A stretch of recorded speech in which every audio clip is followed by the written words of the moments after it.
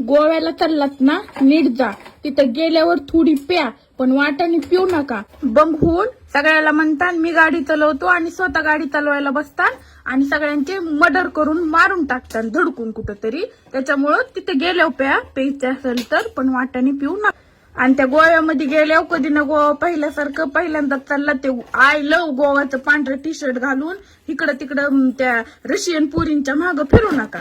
आणि जास्त झाली म्हणून तिथंच त्या बीचवर लुंकू नका. समुद्राची मोठी लाट आली ना तर नीन वाहून व्हायचा तुमचा गोवा. माणूस आहे काय तुम्ही तसलेच आहेत. गंगाधर ही शक्तिमान आहे हे मला चांगलंच माहिती. तुम्ही कसले आहेत ना हे मला चांगलं माहिती. आणि तसल्या बारक्या बारक्या चंड्या घालून पळू नका, तसले व्हिडिओ फोटो टाकू नका.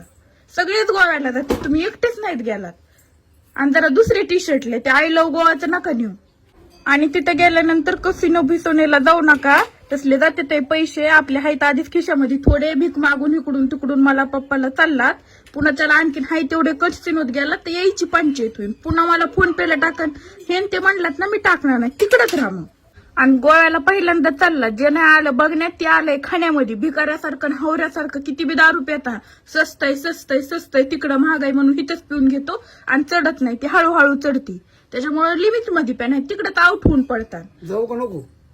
नाही जा, पण सांगते ते व्यवस्थित follow कर. आणि मेन गोष्ट, एक तासाला मला व्हिडिओ कॉल आला पाहिजे म्हणजे आला पाहिजे. नाहीतर मी 2 मिनिटांमध्ये गोव्याचं तिकीट काढीन. आणि तुम्ही पोराचाच ग्रुप जाणार आहे ते तुम्ही इथून म्हणता पोराचा ग्रुप चाललाय ना. अचानक त्याच्यामध्ये 4-5 पुरी ऍड झाल्या आणि त्या माझ्या कुणी नाहीत आणि मला माहित नव्हतं. मी ओळखीत नाही. त्या माझ्या मैत्रिणीच्या गर्लफ्रेंड येतात, मित्राच्या गर्लफ्रेंड येतात. हे असलं अजिबात मी सहन करणार नाही. एका तासाला कंटिन्यू व्हिडिओ कॉल करीत राहायचं. नाही तर मी एरोप्लेननीच गोव्यामध्ये 5 तासाच्या आत पोहोचल.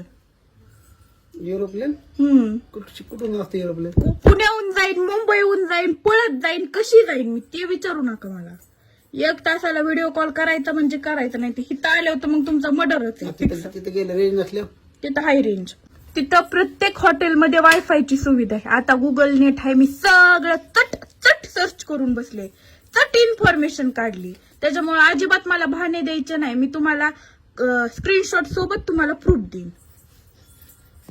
आणि तिथे गेल्यावर पिऊन चढल्यावर जास्त बळाया मारू नका. इथं सासऱ्याच्या जीवावर तुकडे मोडीतात. 3 दिवस झालं रडापडी सुरू आहे तुमची. आणि 3 दिवसानंतर तुम्हाला परमिशन आणि पैसे भेटले ते डोक्यात विचार ठेवा. आणि त्या विचारांनी जा आणि त्या विचारांनी या. नाही तर दारू पेलं की मित्रांसमोर मी लय भारी, माझ्याकडे लय पैसा आहे, माझ्याकडे हे माझ्याकडे ते, असल्या फेक गोष्टी मारू नका.